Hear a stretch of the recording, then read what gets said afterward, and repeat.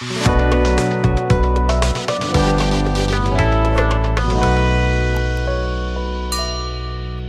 हम लोग मैकेनिज्म पढ़ेंगे कि कैसे किडनी के अंदर नेफ्रॉन के द्वारा ब्लड फिल्टर होके यूरिन का फॉर्मेशन होता है। अब हम क्या बताएं कि किडनी के अंदर में मिलियंस ऑफ नेफ्रॉन प्रेजेंट है।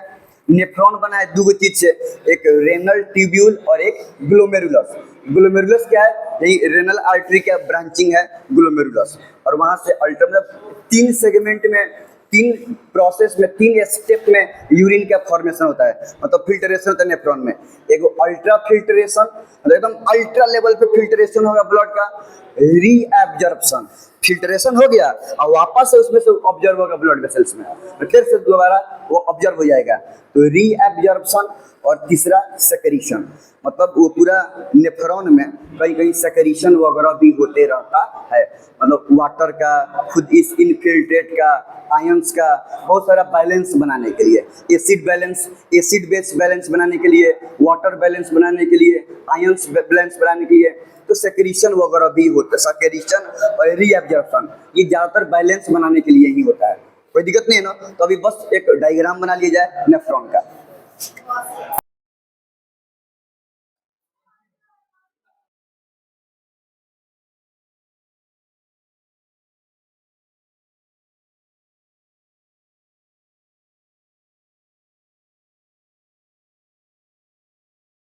ये पूरा स्ट्रक्चर हो गया नेफ्रॉन का। अब ध्यान से देखो, अगर हम ये पूरा नेफ्रॉन के स्ट्रक्चर में देखें तो क्या क्या चीज है? एक ये वाला पार्ट है, बोलो, और एक ये जो ब्लू कलर वाला ये जो बना हुआ है ये वाला पार्ट है। तो एक ये जो ये वाला पार्ट है इसी को बोलते हैं हम लोग रेनल ट्यूब्यूल, और रेनल ट्यूब्यूल में आता है बोमेंस कैप्सूल। ये वाला पार्ट को बोलते हैं पीसीटी, प्रॉक्सिमल कन्वोल्यूटेड ट्यूब्यूल, लिखे हैं इधर। ये वाला जो ये यू शेप स्ट्रक्चर है इसको बोलते हैं हम लोग लूप ऑफ हेनले, यहाँ पे लिखे हुए हैं लूप ऑफ हेनले। और ये वाला हो गया डीसीटी, डिस्टल कन्वोल्यूटेड ट्यूब्यूल। और ये वाला लास्ट पार्ट हो गया हमारा कलेक्टिंग डक्ट। तो रेनल ट्यूब्यूल में यही सब पोर्शन है, बोमेंस capsule, PCT, Henle loop, DCT और कलेक्टिंग डक्ट। और ये जो ब्लू वाला ये जो ब्रांचिंग ऑफ कैपिलरीज है इसमें दो है, एक वो जो यहाँ पे बोमेंस कैप्सूल में आया, तो इसी को बोलते हैं हम लोग, यहाँ पे जो कि कैपिलरी बहुत ज्यादा इंटेंगल्ड हो गया है इसी को बोलते हैं ग्लोमेरुलस। नहीं, बहुत ज्यादा कैपिलरी यहाँ पे उलझ गया है तो इसको बोलते हैं ग्लोमेरुलस। तो एक ये हो गया अफरेंट आर्ट्रियोल, मतलब जिससे ब्लड ग्लोमेरुलस में आता है। देखो इसको और इसको, ये पूरा स्ट्रक्चर को जिसमें ग्लोमेरुलस भी है और बोमेंस कैप्सूल भी है, तो ग्लोमेरुलस और बोमेंस कैप्सूल ये पूरा स्ट्रक्चर को एक साथ बोलते हैं हम लोग मल्पीगियन बॉडी। मल्पीगियन बॉडी। अब इस मल्पीगियन बॉडी में अफरेंट आर्ट्रियोल से ब्लड आता है और ये पूरा इधर से डिफरेंट ये रेनल ट्यूब्यूल के डिफरेंट पार्ट से होते हुए और इफरेंट आर्ट्रियोल से होते हुए बाहर जाता है। बात समझ में आ रहा है? तो ये नेफ्रॉन में ब्लड एंट्री मार रहा है अफरेंट आर्ट्रियोल से और एग्जिट कर रहा है थ्रू इफरेंट आर्ट्रियोल।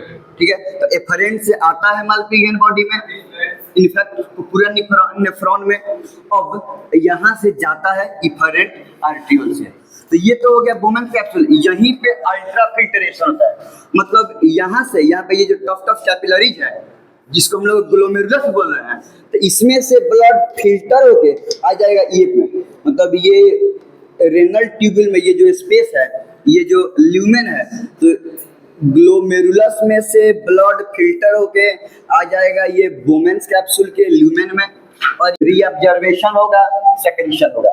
ठीक है, तो यहाँ पे क्या हो रहा है? Ultra filtration. और अल्ट्रा फिल्ट्रेशन मतलब ये मल्पीगियन बॉडी में, मल्पीगियन बॉडी के बोमेंस कैप्सूल में हो रहा है अल्ट्रा फिल्ट्रेशन। और अल्ट्रा फिल्ट्रेशन के बाद बाकी जो पीसीटी, हेनले लूप, डीसीटी ये सब वाला रेनल ट्यूब्यूल का पार्ट है, इसमें ये पार्ट ऑफ रेनल ट्यूब्यूल और ब्रांचिंग ऑफ कैपिलरीज और ये बीच का स्पेस इन सब के बीच में रीएब्जॉर्प्शन और सेक्रीशन होता है। वहीं वाटर का, इनफिल्ट्रेट का, आयंस का, सॉल्ट वगैरह का रीएब्जॉर्प्शन और सेक्रीशन होता है। और ये क्यों होता है? वहीं बोले ना, बैलेंस मेंटेन करने के लिए, आयोनिक बैलेंस मेंटेन करने के लिए, ऑस्मोटिक बैलेंस मतलब वाटर बैलेंस मेंटेन करने के लिए, एसिड बेस बैलेंस मेंटेन करने के लिए।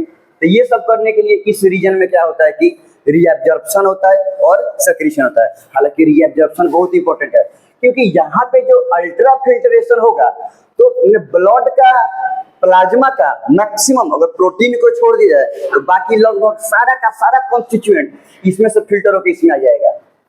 समझ में रहा है? अल्ट्रा फिल्ट्रेशन में मतलब ओवरऑल जितना ब्लड, अगर हम बोलने की मतलब अगर हम रेट के बारे में बात करें तो एक हम लोग पढ़े थे लोग कि 1 मिनट में अप्रोक्स 5 लीटर वेंट्रिकल ब्लड को पंप करता है। तो उसका अप्रोक्स 1/5 ब्लड क्या हो जाता है कि इसमें अगर हम अल्ट्रा फिल्ट्रेशन रेट की बात करें तो 1/5 मतलब 1100-1200 मिलीलीटर के आसपास ब्लड आ जाता है अल्ट्रा फिल्ट्रेशन में। ठीक है, अब उतना अब आगे जाके हम लोग निकालेंगे लोग, तो अगर तो ऐसा ब्लड गया या फिर ब्लड गया तो ओवरऑल एक दिन में अगर हम फिल्ट्रेशन की बात करें तो सिर्फ इनफिल्ट्रेट टोटल 180 लीटर हो जाएगा एक दिन में। जबकि यूरिन बनता है कितना?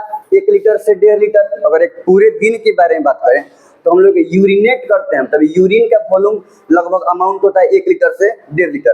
तो 180 लीटर में कितना बन रहा है? 1 लीटर से मात्र 1.5 लीटर। मतलब जितना ब्लड आया है इनफिल्ट्रेट में 19 फिल्टर होके जितना आया है, सुना सब, ब्लड वेसल्स में फिल्टर होके जितना आया है उतना इनफिल्ट्रेट में से 99% इनफिल्ट्रेट वापस से फिर से ब्लड वेसल्स में ऑब्जर्व हो जाता है।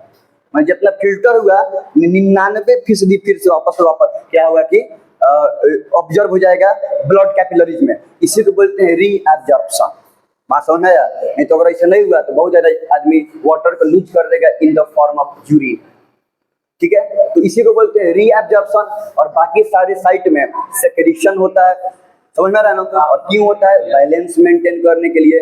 तो ये 3 प्रोसेस से क्या होता है कि ये रेनल ट्यूब्यूल के ल्यूमेन में इनफिल्ट्रेट बनता है, तो नाइट्रोजनस वेस्ट एक्सट्रैक्ट होगा और लूप ऑफ हेनले के बाद इनर पार्ट ऑफ किडनी में जाएगा और फिर किडनी से यूरेटर से होते हुए यूरिन चला जाएगा यूरिनरी ब्लैडर में। तो ये तो एक नेफ्रॉन का कहानी है। हमें ऐसा एक किडनी में मिलियंस ऑफ नेफ्रॉन होता है, मतलब 1 मिलियन के आसपास क्या होता है कि नेफ्रॉन होता है। अब सब मिल के वो जितना यूरिन बनता है एक दिन में, तो सब मिल के दोनों किडनी के द्वारा वो बनता है।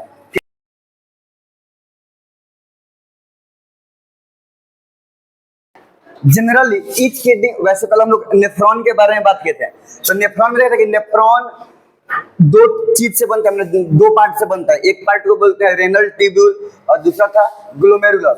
तो रेनल ट्यूब्यूल में क्या था?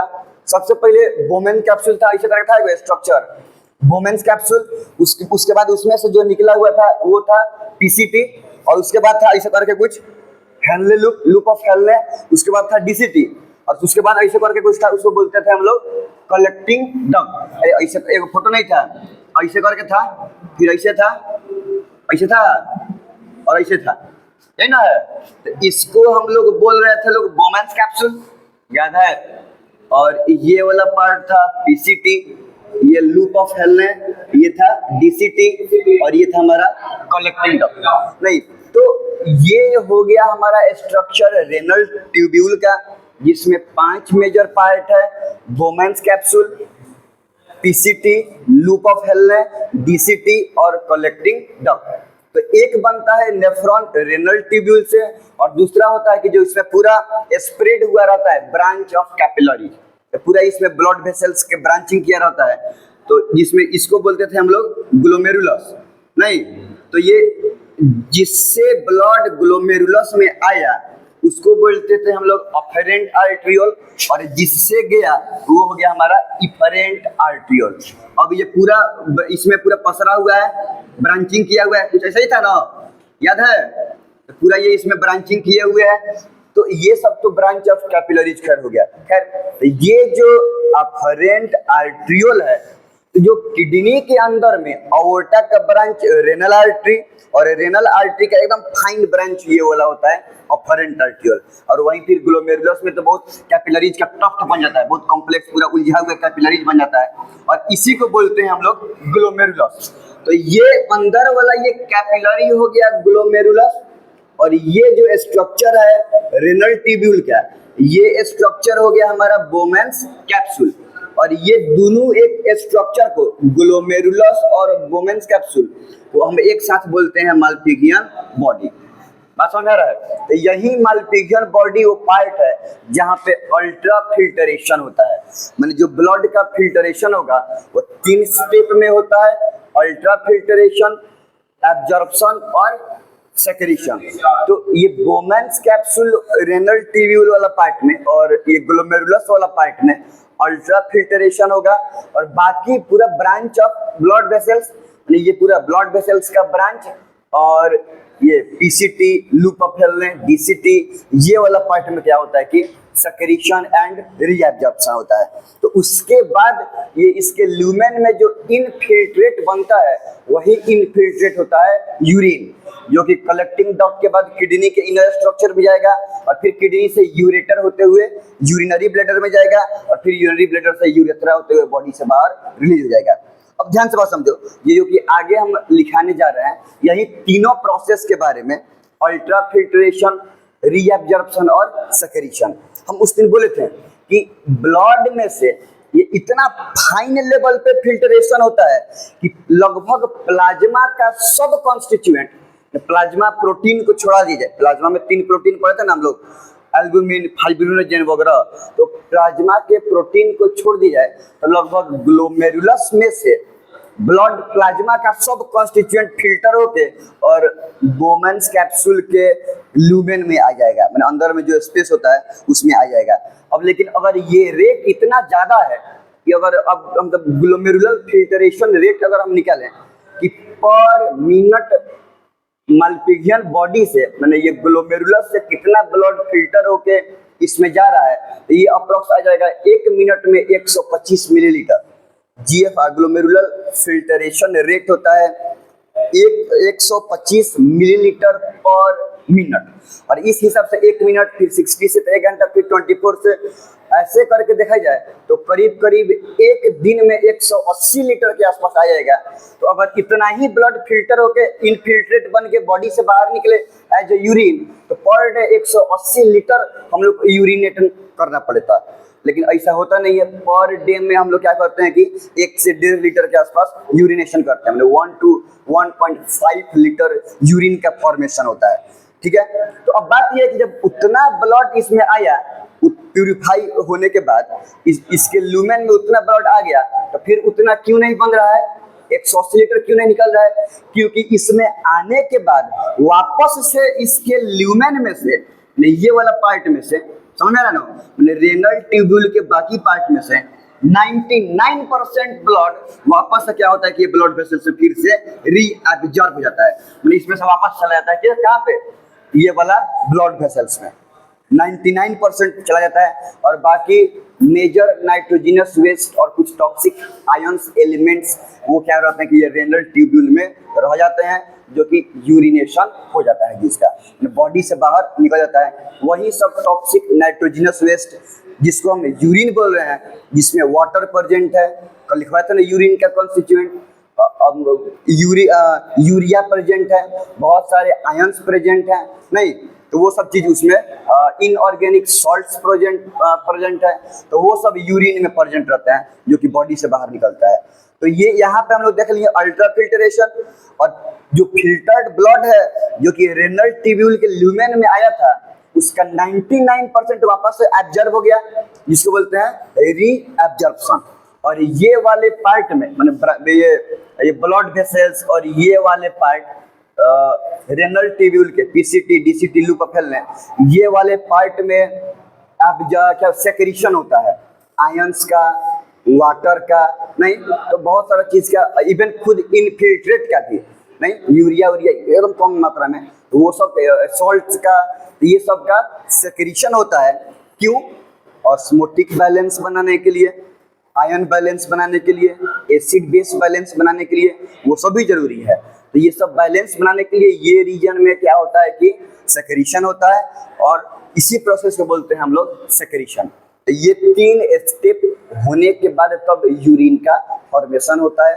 और तो नेफ्रॉन में बेसिकली यही 3 काम होता है, अल्ट्रा फिल्ट्रेशन जो कि ये वाले पार्ट से होता है, और बाकी ये वाले पार्ट से क्या होगा, सेक्रीशन और रीएब्जॉर्प्शन, एंड देन फिर कलेक्टिंग डक्ट में इनफिल्ट्रेट चला जाएगा, और फिर वहां से वही यूरिन बन के बाहर, मतलब वही इनफिल्ट्रेट यूरिन होता है, और वही बॉडी से बाहर क्या होगा कि निकल जाएगा। मतलब द प्रोसेस जिसमें हम लोग यूरिन को बॉडी से बाहर रिमूव करते हैं, यूरिनेशन करते हैं, इस प्रोसेस को बोलते हैं मिक्सचुरेशन, मतलब act of removal of urine from the body, उसको बोलते हैं हम लोग मिक्सचुरेशन। तो यूरिन के बाकी कॉन्स्टिट्यूएंट कंपोजिशन के बारे में हम लोग कल बात कर लिए थे ना, उसके कैरेक्टरिस्टिक्स वगैरह के बारे में। तो ये वाले के बारे में अब हम लोग क्या करेंगे कि पढ़ेंगे। अब एक बार ध्यान से पढ़ लो, अब स्पीड में हो जाएगा। Generally each kidney contain approx 1 million nephron, ऐसा नेफ्रॉन एक किडनी में 1 मिलियन तक होता है, अप्रॉक्स 10 लाख। और nephron consist of renal tubule and glomerulus, nephron बनता है रेनल ट्यूब्यूल और ग्लोमेरुलस से। Renal tubule itself has 5 major part, कौन कौन, बोमन्स कैप्सूल जो कि एक कप शेप स्ट्रक्चर है, और कहाँ गया, PCT proximal convoluted tubule, loop of Henle जो कि ये वाला स्ट्रक्चर है, डीसीटी, और सबसे लास्ट वाला ये वाला हो गया collecting duct. Glomerulus is the tuft of capillaries present in Bowman's capsule. ये बोमन्स कैप्सूल में ये जो कैपिलरीज प्रेजेंट है, बहुत सारा उलझा हुआ है, इसी को बोलते हैं हम लोग glomerulus. Glomerulus and Bowman's capsule is commonly called Malpighian body. माने बोमन कैप्सूल और ग्लोमेरुलस ये दोनों को एक साथ क्या बोलते हैं हम लोग, माल्पिघियन बॉडी। यहीं पे अल्ट्रा फिल्ट्रेशन होता है, here ultra filtration of blood occurs, ठीक है। In rest part of renal tubule and branching of capillaries, reabsorption and secretion occur। बाकी सारे रेनल नेफ्रॉन के बाकी सारे पार्ट में रीएब्जॉर्प्शन और सेक्रेशन होता है नहीं। Blood comes in glomerulus through afferent arteriole जो कि रेनल आर्टरी का एक ब्रांच है। अब जो रेनल आर्टरी गया, अब अगर 1 मिलियन नेफ्रॉन है, अब 1 मिलियन पार्ट में बढ़ जाएगा तब ना सब में ब्लड जाएगा, ब्लड अंदर जा रहा है रेनल आर्टरी से, अब 1 मिलियन पार्ट में बढ़ जाएगा तब ना सब में ब्लड जाएगा। तो ये अफरेंट आर्ट्रियोल रेनल आर्टरी का ही एक ब्रांच है जो कोई एक नेफ्रॉन में जा रहा है, and goes out of glomerulus through efferent arteriole. Glomerulus में ब्लड जा रहा है एफरेंट आर्ट्रियोल से, और इससे बाहर निकल रहा है इफरेंट आर्ट्रियोल से। Filtration of blood occurs in 3 step, ultra filtration, reabsorption and secretion. After this the infiltrate formed by nephron called urine. Nephron के द्वारा जो इनफिल्ट्रेट बचता है उसी को बोलते हैं हम लोग यूरिन। इनफिल्ट्रेट समझता है सब, फिल्टर होने के बाद जो वेस्ट मटेरियल निकला है, तो मान लो कि फिल्टर करने के लिए पानी डाल दिए, तो पानी फिल्टरेशन के बाद जो नीचे चला गया, ऊपर से जो डाले वो तो हमारा इम्प्योर वाटर हो गया, और जो निकल गया जिसको हम नल से निकाल के पी रहे हैं वो प्योर वाटर हो गया। अब उसमें से जो इम्प्योरिटीज फिल्टर हुआ वो इम्प्योरिटीज को बोलेंगे हम लोग इनफिल्ट्रेट।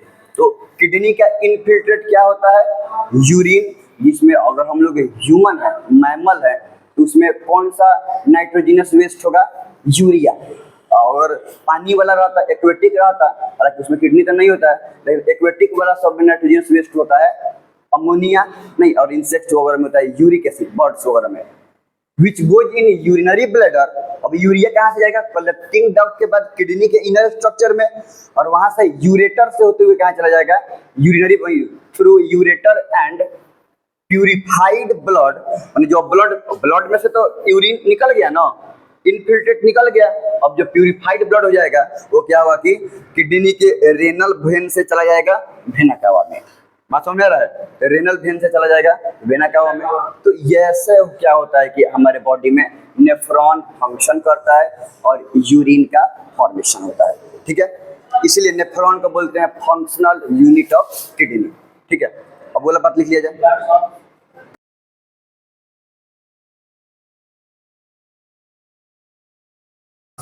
देखो वही सब बात है कि वो जो 3 प्रोसेस के बारे में हम लोग पढ़े थे लोग, जो नेफ्रॉन में होता है मैकेनिज्म जिससे यूरिन का फॉर्मेशन होता है। तो सबसे पहला filtration of blood occurs in lumen of Bowman's capsule from glomerulus so fine that almost all constituent of plasma of blood except protein get filtered in infiltrate. This is known as ultrafiltration. माने glomerulus में जो blood रहता है वो blood में इतना fine filtration होता है कि लगभग अगर प्लाज्मा के प्रोटीन को छोड़ दिया जाए तो सब का सब प्रोटीन, प्लाज्मा के प्रोटीन को छोड़ दी जाए तो सब का सब कॉन्स्टिट्यूएंट ग्लोमेरुलस में से आ जाता है रेनल ट्यूब्यूल के ल्यूमेन में इनफिल्ट्रेट के रूप में, मतलब बाहर निकलने के रूप में। हालांकि निकलता नहीं है, बात समझ रहे ना। और वही बात बता रहे कितना आ जाता है, तो ये इतना ज्यादा आता है कि एक दिन में अगर सिर्फ हम वॉल्यूम नापें तो 180 लीटर बनता है। हालांकि 180 लीटर यूरिन के रूप में निकलता नहीं है, क्योंकि ये इतना ज्यादा इनफिल्ट्रेट में से 99% वापस से क्या होता है कि ब्लड वेसल्स में एब्जॉर्ब हो जाता है, और इसी प्रोसेस को बोलते हैं हम लोग reabsorption. Glomerular filtration rate of kidney कितना है? 125 मिलीलीटर पर मिनट, मतलब अगर एक दिन का निकले तो approx 180 litre. But such amount of urine is not formed because 99% of this filtrate get absorbed in blood vessels. क्योंकि इतना ज्यादा यूरिन इसलिए नहीं बनता है, उतना में से 99% फिर से वापस से ब्लड वेसल्स में एब्जॉर्ब हो जाता है, और इसी प्रोसेस को बोलते हैं हम लोग reabsorption. Next, continuously the rest part of renal tubule, renal tubule में 5 गो पार्ट था, तो पहले का तो अल्ट्रा फिल्ट्रेशन में चला गया वुमेन्स कैप्सूल। अब जो बच गया rest part of renal tubule, collecting duct में थोड़ा बड़ा, मतलब उसका रोल नहीं है उतना, ज्यादातर यही 3 का रोल है, ईसीटी, डीसीटी और लूप ऑफ हेल्थ। सेक्रेट सॉल्ट, आयंस, वाटर, कुछ infiltrates etcetera so as to maintain ion balance, osmotic balance, acid base balance. ये सब चीज का सेक्रेशन करता है, ये सब बैलेंस को मेंटेन करने के लिए, और इसी को बोलते हैं हम लोग सेक्रेशन। और यही तीनों स्टेप के कंप्लीट होने के बाद, after completion of all this process, the remaining infiltrate is known as urine. और जो बच गया इनफिल्ट्रेट को क्या बोलते हैं हम लोग? Urine, that contain the nitrogenous metabolic waste of the blood. और ये यूरिन ही ब्लड के नाइट्रोजनस मेटाबॉलिक वेस्ट को रखता है, जो कि बॉडी से बाहर निकल जाएगा। और एक बात ये लिख लो सब, the process of removal of urine is known as मिक्सचुरेशन।